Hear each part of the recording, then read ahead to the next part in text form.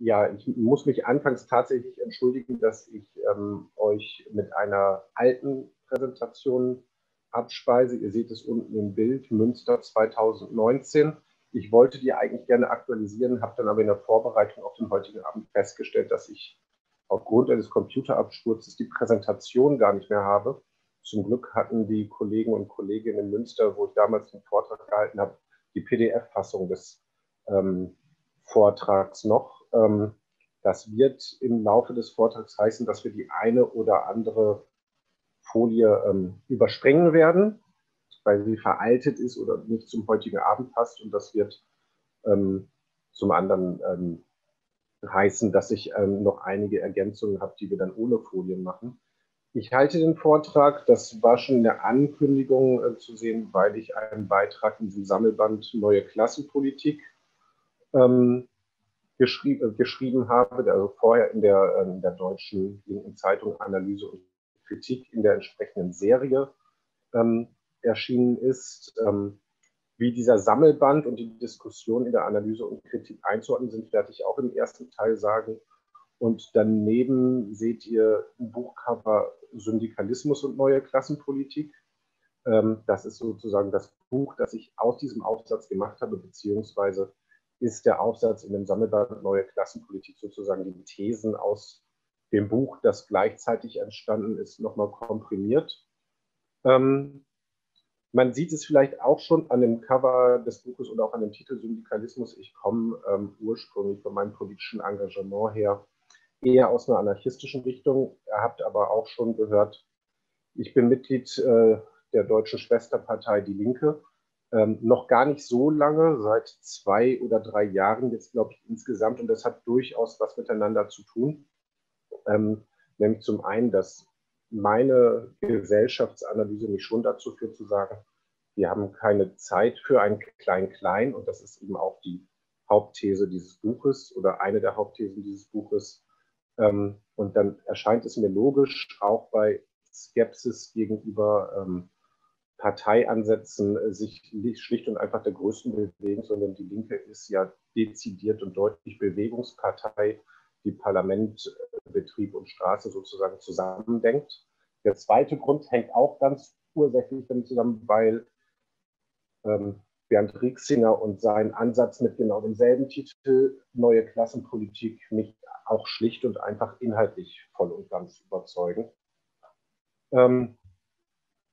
Das ist ein Ansatzpunkt, wo ich schlicht und einfach die Ansätze, die ich hier auch vertrete, in der Partei schlicht und einfach auch als gegeben ansehe und es darum halt es auch für sinnvoll halte, mich da zu engagieren. Vielleicht noch kurz zum Vorgehen. Ich werde nach ein paar ganz einleitenden Grundthesen kurz diese gesamte Debatte, die als neue Klassenpolitikdebatte gilt und gesagt wird, zusammenfassen und in einem zweiten Teil mein Organisationskonzept, das ich dann daraus entwickelt habe, nochmal kurz vorstellen. Für die Diskussion wäre es sicherlich spannend, mal zu hören, inwieweit das in Luxemburg ähnlich oder gar nicht oder ganz anders umsetzbar wäre.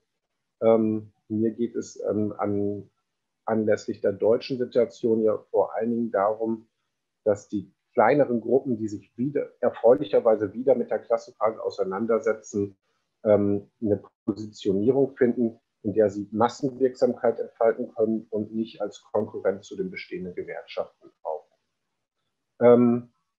Meine erste und Hauptthese, die bezieht sich jetzt prozentual gesehen tatsächlich nur auf Deutschland, ist, dass eben alle Lohnabhängigen, einschließlich der reproduktiv Abhängigen, machen in Deutschland 85% der Bevölkerung aus.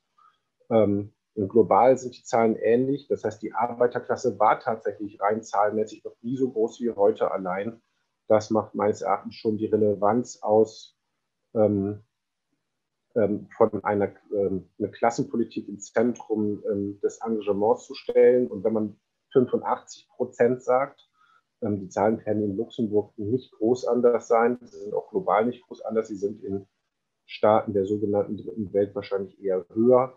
Dann bedeutet das natürlich auch, dass man einen sehr weiten Klassenbegriff voraussetzt. Also nicht die lohnabhängige Klasse in einem engeren Sinne, also alle, die sozusagen einen Vertrag haben und schon gar nicht nur die Industriearbeiter, sondern da rechne ich selbstverständlich auch Angestellte mit ein, da rechne ich natürlich Werkverträgler, Leiharbeiter mit ein und das Stichwort Werkverträgler sagt auch schon, die sogenannten Solo-Selbstständigen sind formal ja nicht lohnabhängig, rechne ich da auch mit ein. So kommt dann eine entsprechend hohe Zahl zustande. Und die Grundvoraussetzung, um überhaupt eine Diskussion um eine neue Klassenpolitik, was das genau heißt und ob die überhaupt neu ist, wäre zu diskutieren, sind die folgenden Thesen. Die eine habe ich gerade genannt, eine Weltarbeiterklasse ist so groß wie nie zuvor. Der zweite wesentliche Punkt ist, dass die Arbeiterklasse sich ständig neu zusammensetzt. Also ich denke, wenn wir was bei Marx lernen können und wenn wir vor allen Dingen auch was von moderneren Strömungen, und da meine ich vor allen Dingen den italienischen Operaismus lernen können, dann ist es, dass wir diesen Begriff der Klassenzusammensetzung brauchen, dass wir also klar, wir haben es nicht mit einer starren, immer gleichbleibenden Identität zu tun, sondern mit einer Position im gesellschaftlichen und ökonomischen System, die durchaus auch wechselbar ist, die schwer wechselbar ist, aber die tatsächlich immer wieder gewechselt wird. Wir kommen im Laufe des Vortrags, wenn ich zeige, was sind alles Aspekte dieser Diskussion um neue Klassenpolitik noch dazu, warum ich das gerade betone. Drittens ist ein ganz wesentlicher Punkt, dass die Arbeiterklasse eben nie rein weiß und männlich war. Und sie ist es aber tatsächlich, auch wenn sie es nie war, heute weniger denn je. Wir sind historisch sogar tatsächlich in dem Moment, wo rein statistisch Frauen die Mehrheit der arbeitenden Klasse stellen, im globalen Sinne. Der vierte Punkt ist, dass wir seit den 1970er Jahren, konkreter eben seit der Krise der frühen 70er Jahre, seit dem Ende des Systems von Bretton Woods, seit der Streikwelle der 70er Jahre und seit dem Völkerschock 1979 einen deutlich verschärften Klassenkampf von oben haben. Das, was gängigerweise eben unter dem Begriff Neoliberalismus geführt wird, was auch mit dem Jahr 1973 mit dem Putsch in Chile verbunden wird und in den 80er Jahren vor allen Dingen mit der Politik von Margaret Thatcher und Ronald Reagan. Fünfter Punkt, zum Begriff der Arbeiterklasse gehört auch die Reproduktionsarbeit, die bezahlte wie die unbezahlte. Und sechstens, die Arbeiterklasse war immer sehr mobil, das heißt, sie war immer migrantisch und ist dies heute mehr denn je. Wir befinden uns migrationstechnisch, darauf hat Eric Hobsbawm schon vor Jahrzehnten mittlerweile hingewiesen, eigentlich in der größten Migrationsphase. Hobsbawm schreibt seit der Jungsteinzeit. Mir fehlt das historische Wissen, um das wirklich so bestätigen zu können. Relevant ist da aber auch noch, dass der Großteil dieser Migration Arbeitsmigration ist. Aber einen wesentlichen Punkt, den ich hinzufügen muss, auch Migration, die nicht im engeren Sinne Arbeitsmigration ist, hat natürlich immer mit Arbeit zu tun, denn natürlich muss auch der Flüchtling oder die Flüchtige früher oder später arbeiten und vom Lohnerwerb leben. Und es ist eben höchstwahrscheinlich, dass das auf dem Wege der Lohnarbeit passiert. Mein Kollege Peter Birke vom Sozialwissenschaftlichen Institut der Uni Göttingen hat mal in Bezug auf die Fleischindustrie, die ja jetzt vor allen Dingen während Corona in der Debatte ist und auch deutlich in der Kritik steht, gesagt, wenn das mit den Osteuropäern nicht mehr so funktioniert, wie es momentan funktioniert, ist der Ruf nach den Flüchtlingen für diese Arbeitsplätze so sicher wie das Amen in der Kirche. Und dann kommen wir zu dieser Diskussion neue Klassenpolitik, die wird ja im engeren Sinne, da müsst ihr mich tatsächlich auch nochmal korrigieren, wenn das vielleicht in Luxemburg vom Diskussionsverlauf anders gewesen sein sollte, im engeren Sinne eigentlich seit 2015 eigentlich geführt, also seit der sogenannten Flüchtlingskrise und in Deutschland vor allen Dingen vermehrt mit den Erfolgen der AfD, aber parallel natürlich mit den Erfolgen der FPÖ in Österreich, mit den Erfolgen der Front oder Rassemblement National in Frankreich, mit dem Erfolg von Trump in den USA und Ähnlichem und der im Raum stehenden These, dass es eben die Arbeiter und Arbeiterinnen wären, vor allen Dingen die Arbeiterklasse in dem Fall, die zu diesem sogenannten Rechtspopulismus neigen. Tatsächlich habe ich aber den Eindruck, dass man eine neue Klassenpolitik oder eine neue Beschäftigung mit Klassen und Klassendiskussionen früher ausmachen kann, nämlich schlicht seit 2007, seit 2008 und 2008.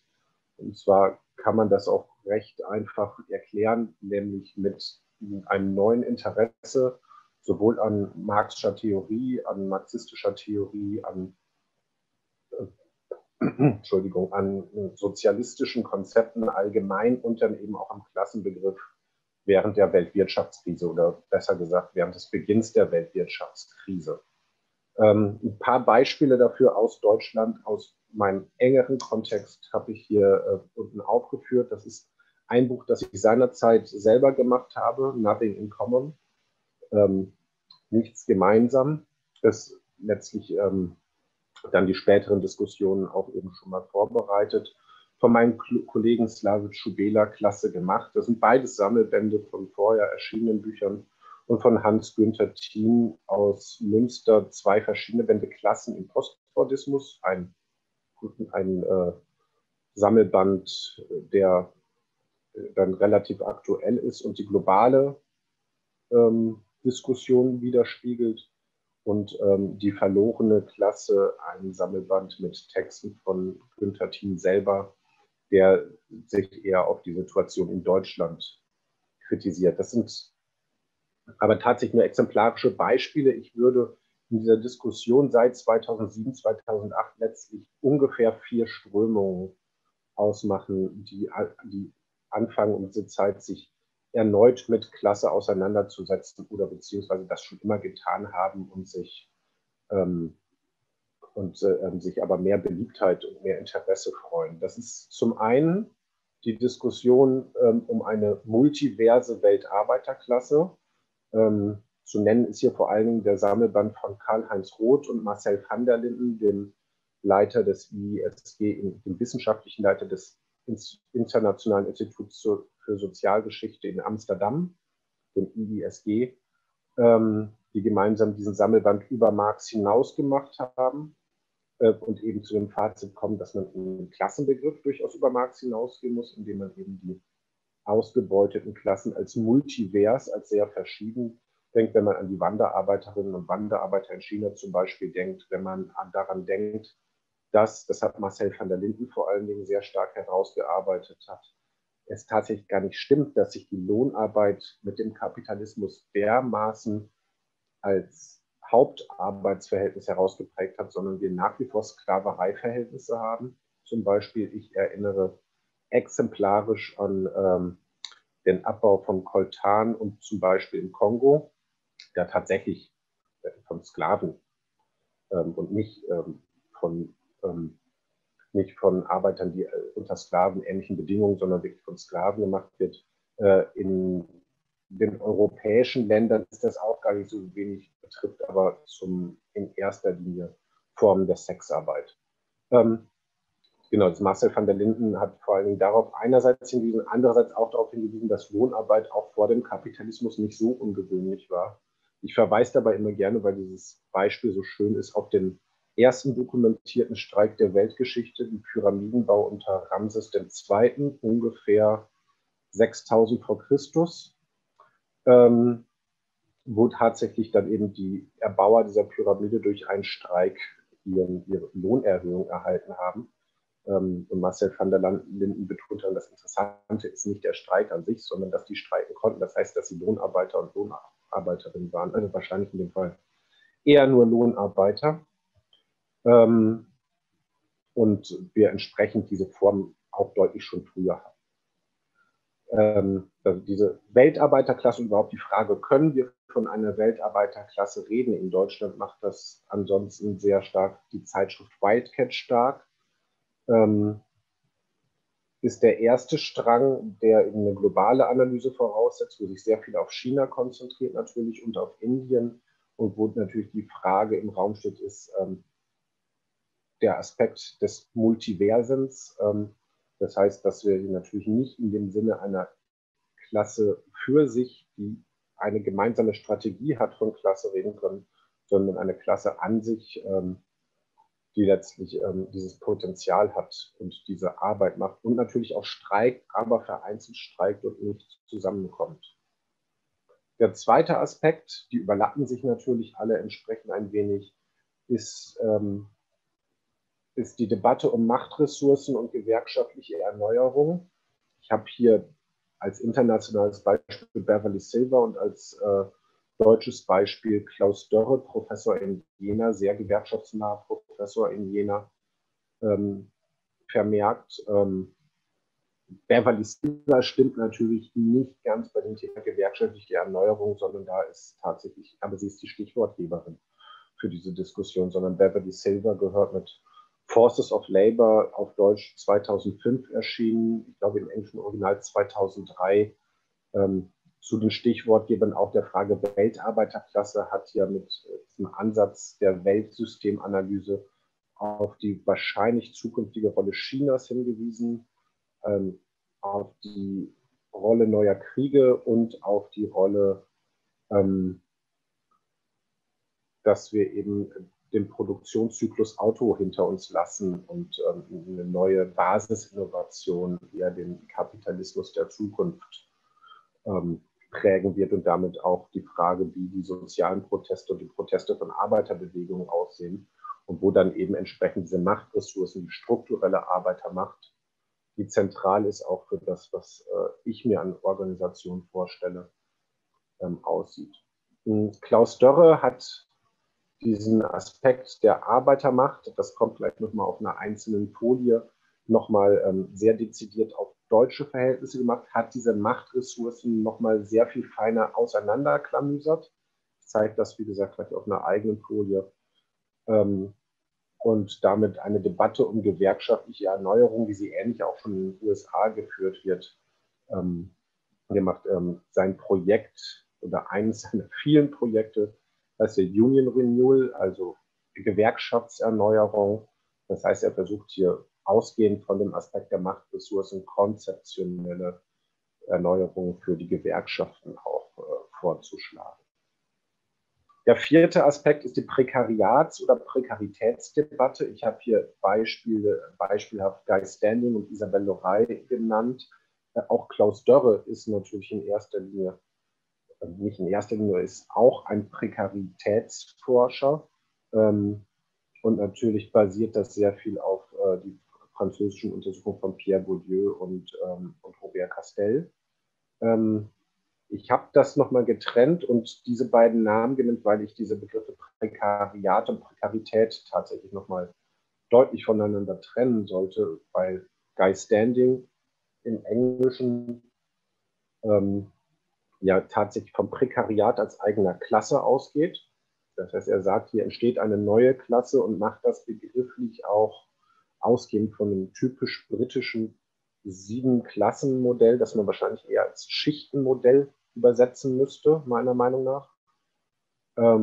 Sagt, hier entsteht eine neue Klasse und hier entsteht auch eine gefährliche Klasse. Die ursprüngliche oder typische Arbeiterklasse, die bei ihm aber dann doch sehr stark weiß und männlich gut ausgebildet ist, die ist für ihn eigentlich schon ad acta gelegt. Das ist für ihn sozusagen die Mittelschicht, die ist tariflich abgesichert, die ist mit den Betriebsräten abgesichert, die verdient gut. Das lässt sich alles natürlich in Frage stellen, während das Prekariat eben eine neue Klasse wäre, von der er sagt, die sind nicht organisiert, die sind auch kaum organisierbar und die sind gefährlich. Das sind eben die Menschen, die bei den Riots in Großbritannien dann klischeehaft Tottenham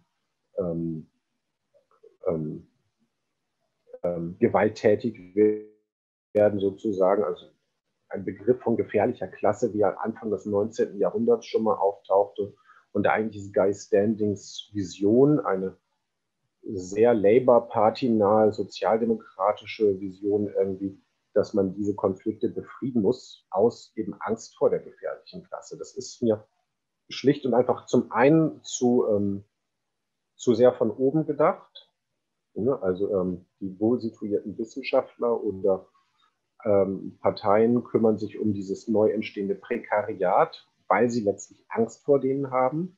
Und darum bevorzuge ich tatsächlich diesen Begriff der Prekarität, wie ihn in Deutschland unter anderem Isabelle Lorey sehr stark gemacht hat,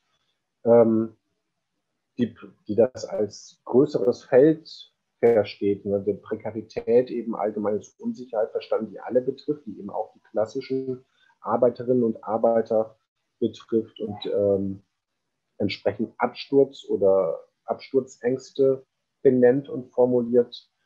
Und auf der anderen Seite aber auch ein Relativitätsverhältnis sozusagen benennt, der sich allerdings das Dynamische ist hier wesentlich deutlicher. Also, ne, prekär kann jeder werden, also ähnlich wie ich es am Anfang eigentlich auch für den Begriff der Arbeiterklasse postuliert habe. Das ist eine soziale Position und keine ein für alle Mal feststehende Identität. Und der letzte Punkt, den ich noch benennen möchte, der eben auch um diese Zeit beginnt, 2007, 2008, ist die Klassismusdebatte, in Deutschland sehr stark geprägt von der gleichnamigen Einführung von Andreas Kemper und Heike Weinbach, die im Wesentlichen, und ich weiß, dass mir da die beiden Autoren widersprechen würden, eine Diskriminierungsebene und eine kulturelle Ebene in den Klassenbegriff einbeziehen. Und meine Kritik wäre, wenn ich sie simpel benennen soll, schlicht und einfach, dass da die ursprüngliche ökonomische Kategorie vernachlässigt wird, bis hin zu ganz vergessen wird und das zum Zweiten der Ausbeutungscharakter, und zwar im Sinne von Marx nicht als Überausbeutung verstanden, sondern als der ganz normale kapitalistische Prozess von Lohn, Preis und Wert entsprechend, dass der Mehrwert sich eben ohne diese Ausbeutung einfach nicht abschöpfen lässt. Das kommt tatsächlich nicht vor. Diese Klassismusdebatte ist momentan virulent. Da komme ich gleich nochmal zu, weil im Jahr 2020 mehrere Bücher zu dem Thema erschienen sind und es eine sehr hitzige Debatte gibt, die es auch in die deutschen Feuilletons geschafft hat. Es gab eine Zwischenfrage, sehe ich gerade. Die können wir gerne auch zwischennehmen.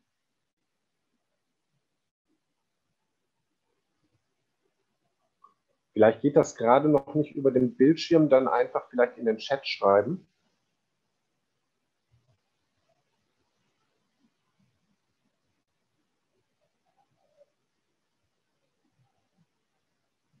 Gut, ich schaue, ob was kommt und mache so lange weiter. Die zweite Welle der Diskussion, das, was eigentlich unter dem Begriff verstanden wird,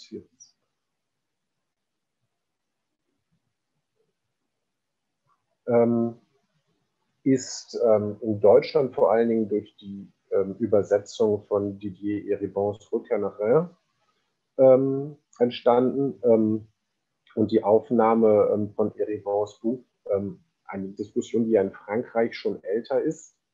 Zum Zweiten, das habe ich schon erwähnt, durch die rechtsextremen Wahlerfolge und dann eben durch die Aufnahme des Themas durch die Medien des Mainstreams, die mit Eribon eigentlich zwei Sachen machen. Das sagen so, Eribon eignet sich zum einen den Arbeitern und Arbeiterinnen die Schuld am Erfolg des Rechtsextremismus zu geben und zum anderen eignet sich Eribon, um die Schuld daran wiederum den linken und sozialdemokratischen Parteien und Organisationen zu geben, mit dem Vorwurf, dass diese Ebene noch Identitätspolitik, also Geschlechterverhältnisse, Migration und Ähnliches betreiben würden und die Klasse der Arbeitenden vergessen hätte.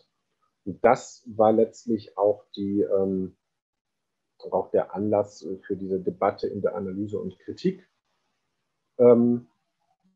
Aber tatsächlich geht diese Diskussion noch weiter. Zum ersten ist sie, wie gesagt, nicht der Startschuss meines Erachtens, sondern eine zweite Phase. Und zum Zweiten ist es meines Erachtens auch zu kurz gegriffen, das nur auf dieses Thema zu beschränken. Die Inhalte dieser Debatte waren das Verhältnis zur sogenannten Identitätspolitik. Ich setze die hier in Anführungsstriche, weil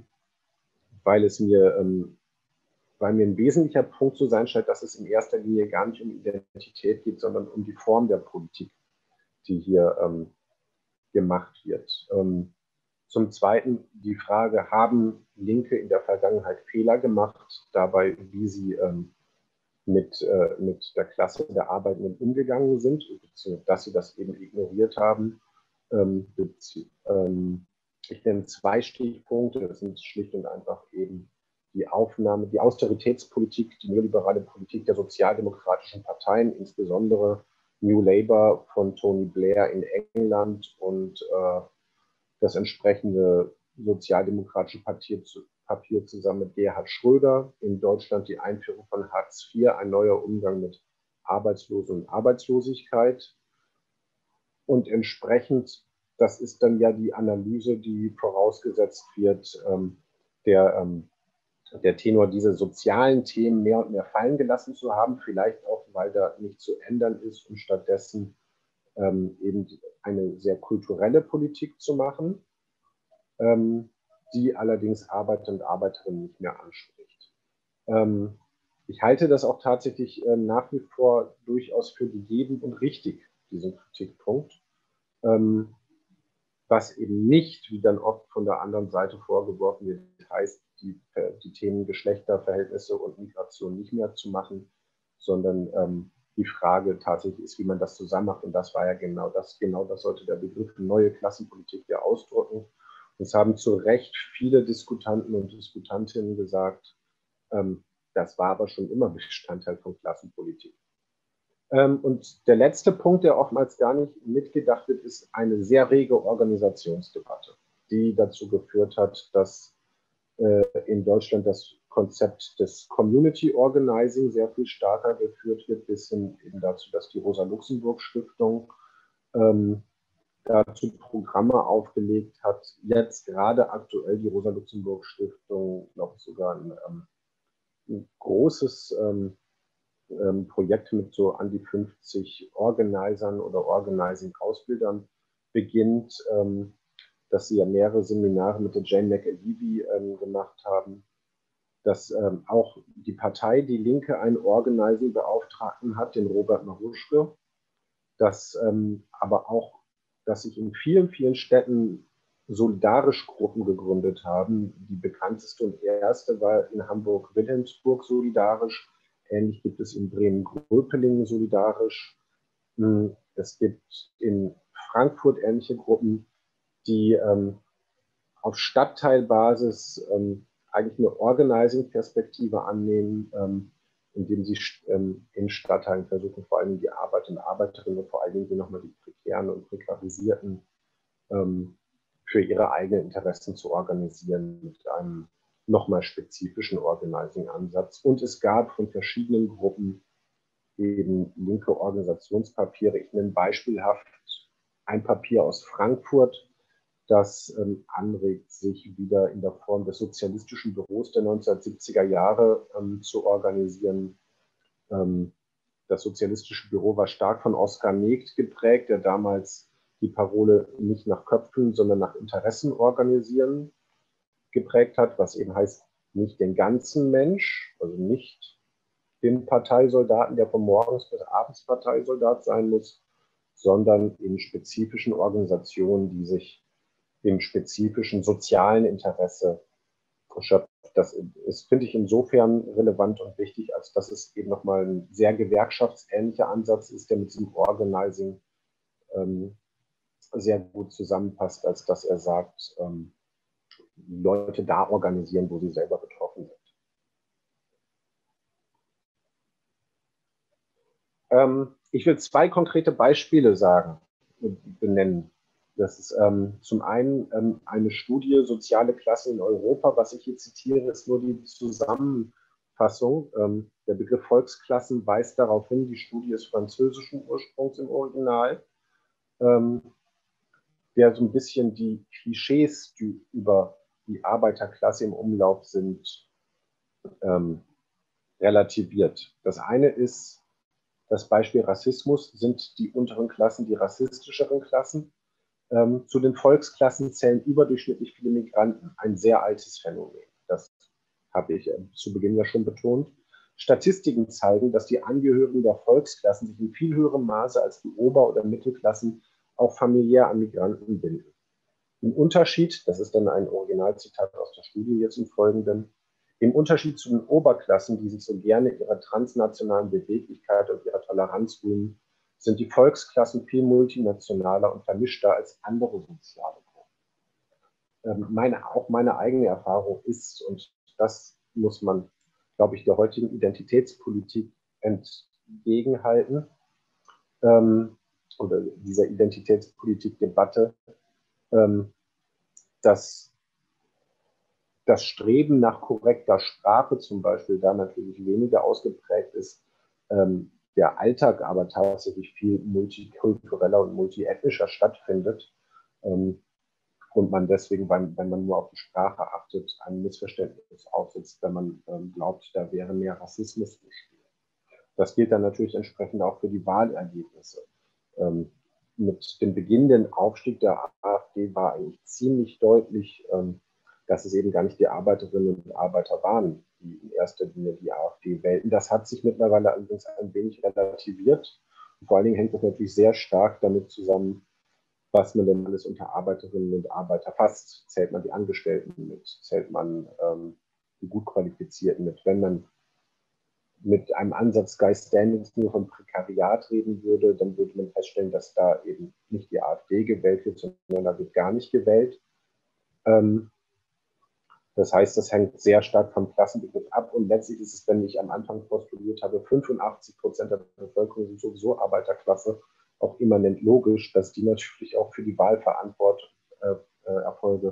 der einen oder anderen Partei zuständig sind. Zweiter Aspekt zum Thema Klassenrealitäten, den ich noch kurz benennen soll, ist, auch da ist ja das Klischee, die Menschen aus der Arbeiterklasse sind die unökologisch handelsten, die kaufen nicht Bio ein, die fahren kein Hybridauto. Also jetzt, wenn wir von Klischees ausgehen, was natürlich in der Realität tatsächlich auch ganz anders ist und auch nichts damit zu tun hat, denn auch davor sollten wir uns hüten. Arbeiter und Arbeiterinnen sind natürlich nicht die besseren Menschen. Das ist einfach eine Frage der Finanzierbarkeit, ist sowohl ob man sich sein Fleisch bio kauft, als aber auch eben, wie oft man mit dem Flugzeug in Urlaub fährt. Abgesehen davon, dass das Ganze, was ja auch ein Problem ist, das Problem in die Konsumsphäre verschiebt, was nicht das Hauptproblem der Klimaproblematik ist. Gut. Kurz noch ein, zwei Sätze dazu, wie die Diskussion aktuell geführt wird. Die Diskussion geht weiter, sie geht nur mehr unter dem Namen neue Klassenpolitik weiter. Ich habe gerade schon darauf hingewiesen, dass die Debatte um den Begriff Klassismus sehr viel stärker geworden ist, Ende des Jahres 2020, dadurch, dass 2 verschiedene Bücher dazu erschienen sind, ich glaube sogar 3, wo diese Debatte sehr stark geführt wurde, die im Wesentlichen sagt, reden wir von einer Diskriminierungskategorie oder reden wir von einer Ausbeutungskategorie, und was sind die Gegenstrategien, die bei den Vertretern dieser Klassismusthese im Wesentlichen auf mehr Bildung hinauslaufen. Und wenn dort von Selbstorganisierung gesprochen wird, meistens auch gemeint ist Selbstorganisierung von akademischen Arbeiterkindern. Zweiter wesentlicher Aspekt, den ich an diesem Begriff kritisieren würde, dass er eben einen sehr statischen Klassenbegriff hat, in dem Arbeiter oder Arbeiterklasse nicht mehr bezeichnet, wer arbeitet, sondern dessen Eltern gearbeitet haben, also eine soziale Herkunft bezeichnet und nicht die soziale Position, wie ich sie zu Beginn genannt habe. Diese Diskussion ist eigentlich nur ein Bestandteil einer Debatte, die sehr stark und sehr hart ausgefochten wird um die sogenannte Identitätspolitik, wo jetzt eben nicht mehr das Thema Klasse, sondern das Thema andere Identitäten im Mittelpunkt steht. Zum Großteil halte ich beide Debatten, sowohl die Klassismusdebatte als auch die Identitätsdebatte, für die tatsächliche alltägliche Politik für relativ irrelevant.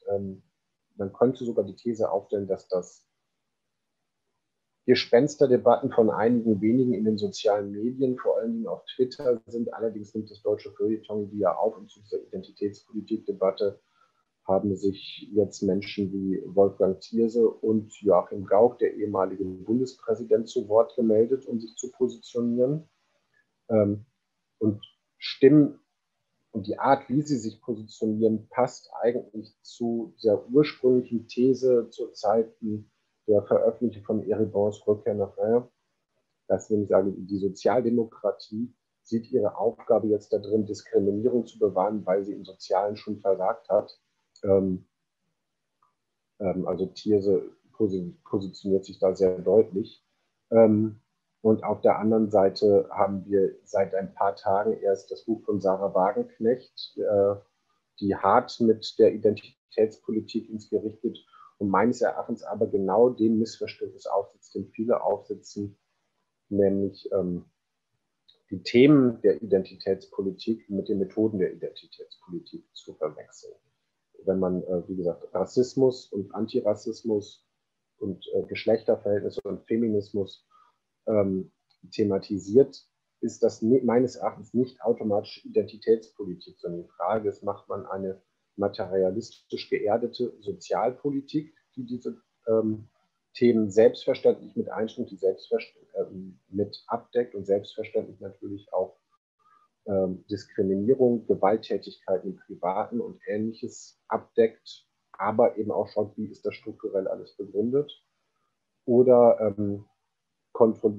macht man eine symbolische Sprachpolitik, die sich auf kulturelle Aspekte konzentriert und dabei aber Künstler und Künstlerinnen zum Beispiel das Wort verbietet, die sogenannte Cancel Culture, wo man noch debattieren müsste, gibt es die oder nicht, die sich Fragen der geschlechtergerechten Schreibung stellt, die aber vor allen Dingen auch Methoden wie Awareness Groups, Mikroaggressionen und Ähnliches thematisiert. Das heißt, letztlich den Blick meines Erachtens vom Wesentlichen weglenkt.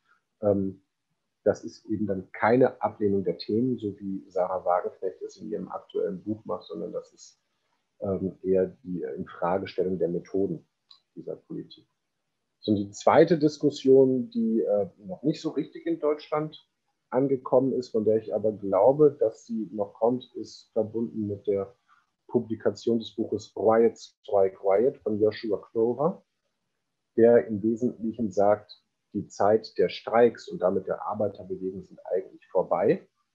Er begründet das in Anschluss an Beverly Silver, die ich genannt habe, damit, dass wir von einer Produktionsphase in eine Zirkulationsphase des Kapitalismus übertreten würden und entsprechend die Arbeitermacht, von der Beverly Silver ja spricht, in den Betrieben geringer wird, Streiks damit unfähiger werden, beziehungsweise die Menschen mangels produktiver Arbeit gar keine Gelegenheit mehr haben zu streiken und wir stattdessen auf ein Zeitalter der Riot zustören. Als Indizien nimmt er da so verschiedene Dinge wie Black Lives Matter, die Occupy-Bewegung, aber auch die Gilets Jaunes in Frankreich, die eben typische Zirkulationsproteste von ihm sind. Das kann man tatsächlich diskutieren. Es läuft aber auch wieder so ein bisschen in die Richtung gefährliche Klassen und Prekariat, wie Guy Standing es formuliert hat. Und ich halte die These auch nicht für berechtigt, denn nach wie vor gibt es, da hänge ich mich an den US-amerikanischen Gewerkschafter Kim Moody an, durchaus noch Möglichkeiten zu streiken, gerade dort, wo auch andere Formen der Proteste mehr werden auch Streiks mehr. Das sehen wir gerade in den USA. Ich habe ja gerade vorhin gesagt, ich möchte noch mal deutlicher auf diesen Begriff der Arbeitermacht bei Beverly Silver und Klaus Dörre eingehen. Hier sehen wir das noch mal als Grundvoraussetzung und auch überhaupt die Frage, warum überhaupt auf Klassenbasis organisieren. Das ist einmal, und das ist das, was Beverly Silver deutlich macht, die ökonomische oder strukturelle Macht, die Arbeitsmarkt- und Produktionsmacht. Die Produktionsmacht beschreibt tatsächlich eben die Macht, die dadurch entsteht, ist, wenn wir gemeinsam die Arbeit niederlegen, was passiert denn dann, beziehungsweise eben nicht. Also Streikmacht könnte man das auch nennen. die Arbeitsmarktmacht ist die eigene Position auf dem Arbeitsmarkt. Wie teuer kann ich meine Haut bzw. meine Arbeitskraft verkaufen? Die harmoniert sehr stark mit der Organisationsmacht.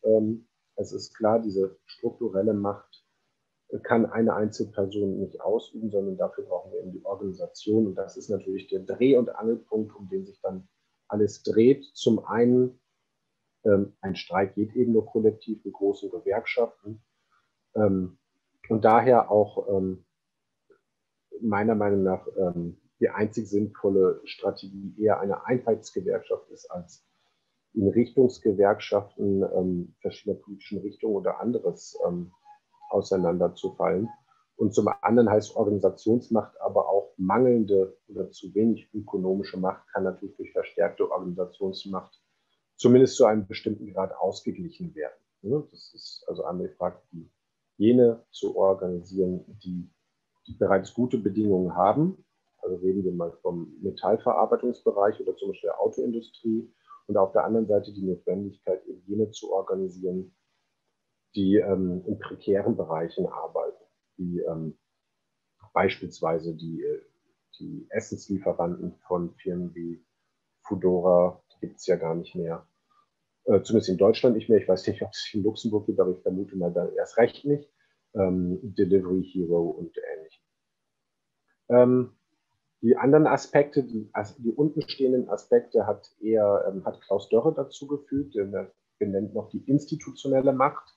Also inwiefern habe ich Einfluss über Gesetze, Betriebsräte, Tarifverträge?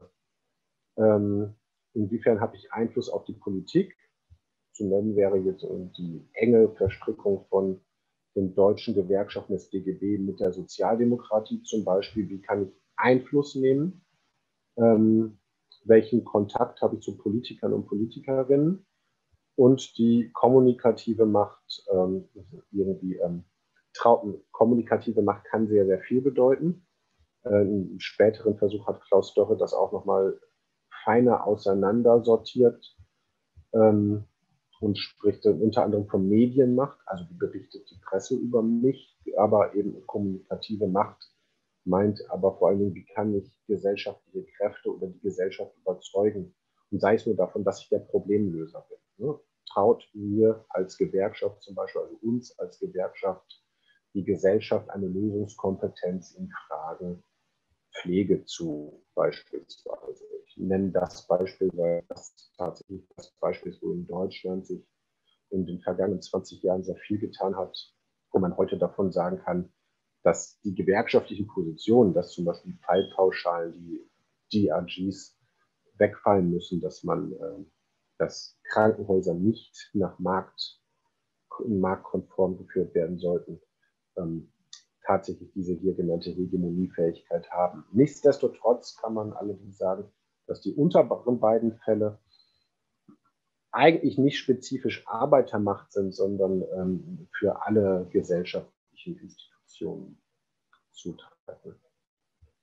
So, mein konkreter Vorschlag in dieser Debatte war, und darum, das war dann eben im Rahmen dieser Organisationsfrage, dass sich diese ganzen klassenlinken und arbeiterradikalen Gruppen und Organisationen zu einem Netzwerk von Worker Centers oder solidarischen Netzwerken zusammentun sollten. Das ist natürlich ein sehr auf die deutsche Situation angepasster Vorschlag. Mir ging es im Wesentlichen darum, gewerkschaftliche Politik machen zu können, ohne Konkurrenz zu den Gewerkschaften des DGB zu sein. Mit dem Hintergrund, dass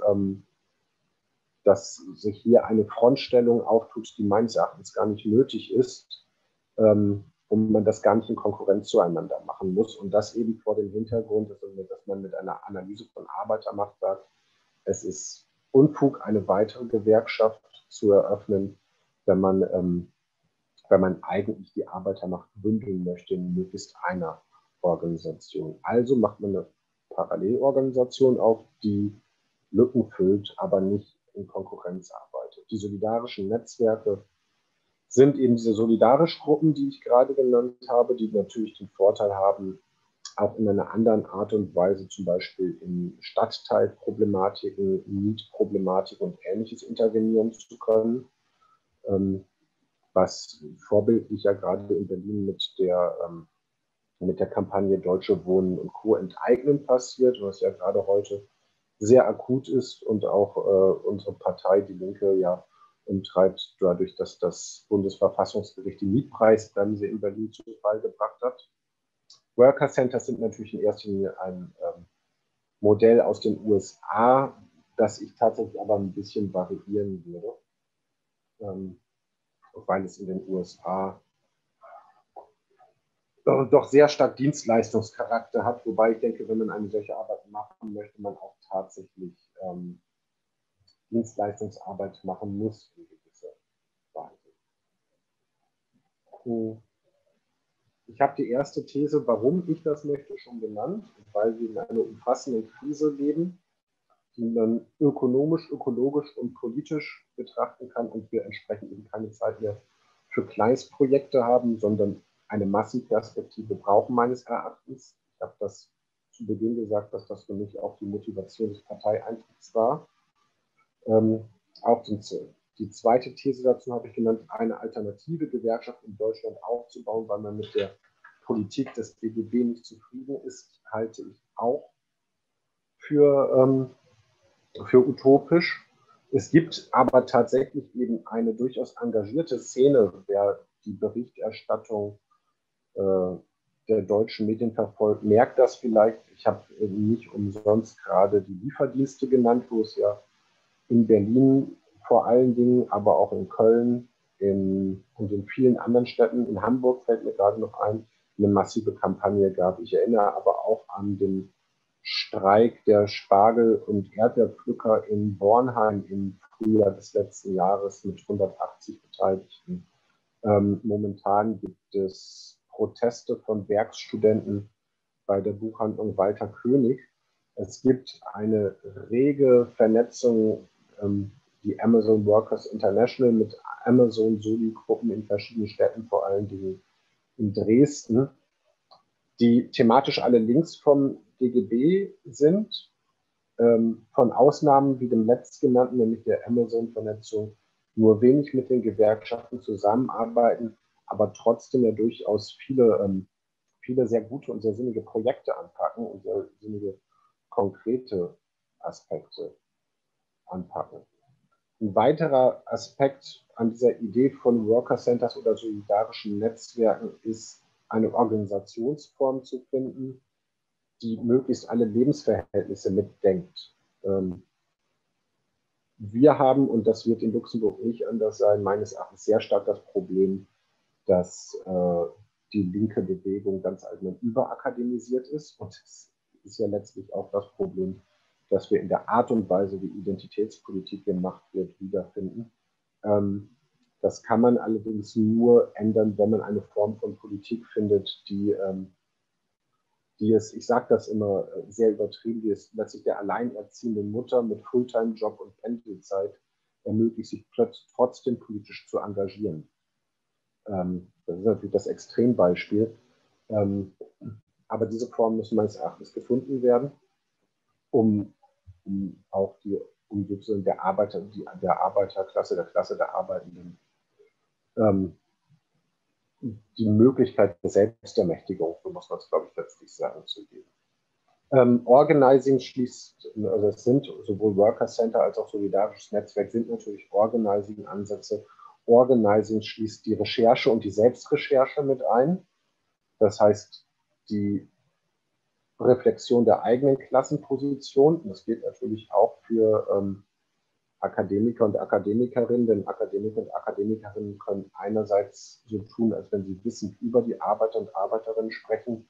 Sie können aber natürlich auch ihre eigenen Arbeitsverhältnisse, wie es zum Beispiel momentan sehr stark in Mittelbauinitiativen an Hochschulen und vor allen Dingen mit der gerade gestarteten Kampagne für einen Tarifvertrag für studentische Beschäftigte passiert machen. Also man ist auch einfach realistischer oder kommt auch realer rüber, wenn man sich auch um seine eigenen Probleme kümmert. So würde ich das mal nennen. Selbstrecherche soll aber auch heißen, Recherche der eigenen Machtpotenziale. Was kann meine Gruppe überhaupt mit Organizing erreichen? Wie weit können wir strahlen? Genau. Ich habe hier, das überspringt mal, jede Menge sehr verschiedene Gruppen, die mir da vorschweben. Die Akteure eines solchen Konzepts sind mal zusammengestellt, ebenso wie die entsprechenden Medien, die es dazu in Deutschland gibt. Das ist ohne Anspruch auf Vollständigkeit. Hier haben wir das, was ich gerade letztlich eigentlich vorgestellt habe. Für die Praxis heißt das habe ich aber im Wesentlichen auch gesagt, ich plädiere für eine sehr starke Organizing-Perspektive. Und Organizing-Perspektive kann heißen, wenn man in der Analyse der eigenen Machtressourcen feststellt, dass ein Organizing-Projekt für einen zu groß ist. Robert Maruschke würde jetzt einwenden, aber die Arbeit wird ja immer weniger, weil sie sich mit dem Erfolg auf mehr Schultern verteilt. Nur bis dahin dauert es ein bisschen. Gibt es ja eben in der Methodik auch die Aspekte wie militante Befragung, das Umherschweifen, also in den Alltag der Menschen auftauchen einfach und Ähnliches. Und was ich tatsächlich an der Organizing-Perspektive ganz konkret, aber wirklich schon am relevantesten finde, ist dieses selber an die Tür klopfen, mit den Menschen reden und vor allen Dingen zuhören. Zweitens die Reflexion der eigenen Klassenrolle und drittens, auch das habe ich schon erwähnt, nicht nach Köpfen, sondern nach Interessen organisieren. Das ergibt sich eigentlich aus der Organizing-Perspektive, weil es letztlich im Organizing in dem wesentlichen Element, dem 1-zu-1-Gespräch, mit dem das Organizing eigentlich immer beginnt, darum geht, das Interesse, das Hauptinteresse, die Wut des Gegenübers rauszufinden und anhand dessen zu organisieren oder zu mobilisieren. In Bezug auf den DGB habe ich das zusammengefasst, Kämpfe, die der DGB gut führt, den DGB überlassen, natürlich nicht unterlassen. Kämpfe, die der DGB schlecht führt, unterstützen, damit es besser wird und Kämpfe, die der DGB nicht führt, eben entsprechend selber führen. Beispiele dafür sind eben Kampagnen gegen Union-Busting, wie sie zum Beispiel Arbeitsunrecht.de aus Köln sehr stark macht, Streiksolidarität, wie sie zum Beispiel die Amazon-Gruppe in Dresden sehr deutlich macht. Und das ist ein wörtliches Zitat eines Berliner Genossen. Nicht selten, zum Beispiel, wenn es um die Situation in der Fleischindustrie geht oder auch um die Werkverträglerinnen in der Landwirtschaft, militanter Arm des Rechtsstaats zu sein, sozusagen. Und von alleine ermittelt die Staatsanwaltschaft in solchen Situationen eher selten.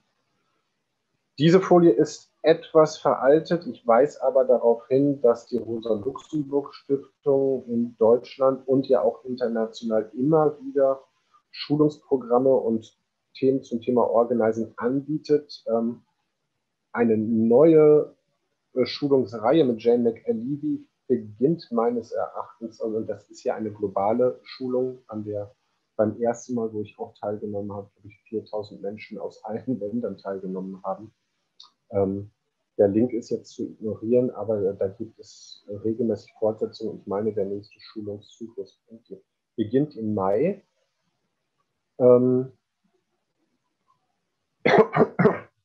Infrastruktur, wenn ich das Worker Center nenne, braucht man natürlich einen Raum. Man braucht mindestens 2 zeitlich flexible Organizer, um mit einer solchen Arbeit überhaupt zu beginnen. Man braucht eine Kommunikationsstruktur, man bräuchte eine Koordination und da würde ich den Vorschlag, den diese Frankfurter Gruppe Antifa, Kritik und Klassenkampf gemacht habe, ähnlich wie das sozialistische Büro machen. Man braucht Geld und man braucht eine Struktur und damit auch Regeln, die die breite Beteiligung möglich machen. Also eine relativ festgelegte Verfahrensweise, um eben denjenigen das gleichberechtigte Engagement zu ermöglichen, die nicht die Zeit haben, als politische Experten jede Woche auf ein politisches Treffen zu gehen und Ähnliches.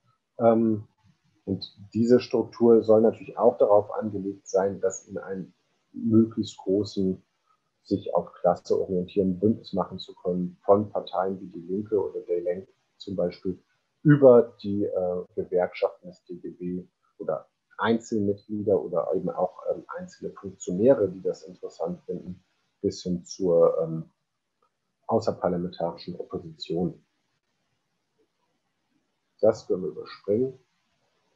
Zu allerletzt würde ich nochmal darauf hineingehen, ich glaube, eine wesentliche Rolle kommt tatsächlich dem Feminismus zu. Ich habe das kürzlich mal in einem Text darauf hinzugespitzt, dass ich behaupten würde, dass Feminismus als Idee für die Arbeiterbewegung in Zukunft die Rolle spielen könnte, die Kommunismus, Anarchismus und Sozialdemokratie in der Vergangenheit mal hatten.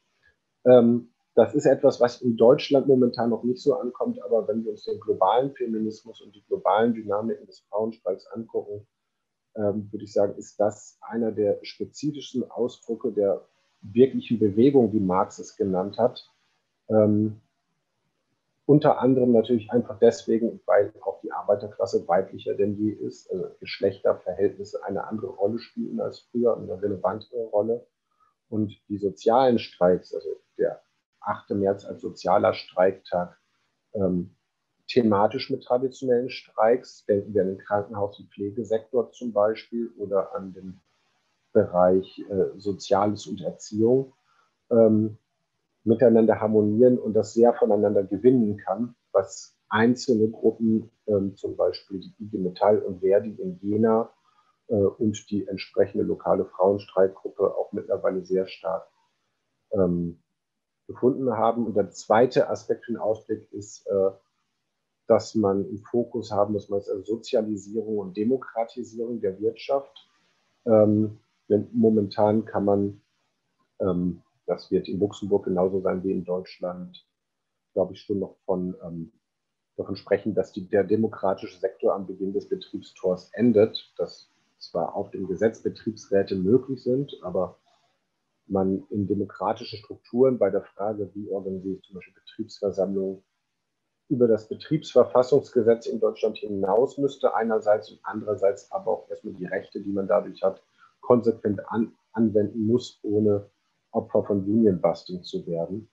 Das vor allem auch, weil das auch Grundbedingung für den ökologischen Wandel ist. Klimawandel, ich habe das auch bei meiner Folie weiter vorher genannt, oder auch andere ökologische Probleme lassen sich nicht nur auf der Konsumseite lösen, sondern dafür brauchen wir auch die Produktionsseite, und das setzt voraus, dass darüber demokratisch gesprochen wird, denn es geht schließlich auch um die Arbeitsplätze der entsprechenden Kollegen und Kolleginnen. Gut, das würde ich als letzten Satz stehen lassen und dann damit tatsächlich auch in die Diskussion einsteigen.